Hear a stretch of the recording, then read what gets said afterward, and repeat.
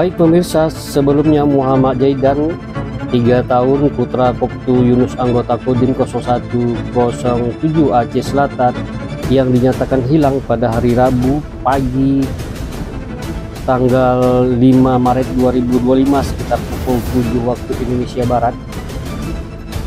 Pada pencarian hari kedua, operasi pencarian dilakukan secara intensif dengan melibatkan personil dari berbagai instansi seperti Basarnas Melabu, Satuan Tugas Rescue Tapak Tuan, TNI Angkatan Laut Pos Tapak Tuan, Koramil Tapak Tuan, dan juga anggota BPBD.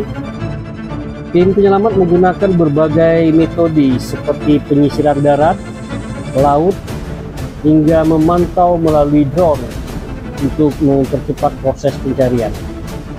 Pencarian hari kedua, tim SAR mengarahkan ke arah pesisir Sedar, Kecamatan Samadua.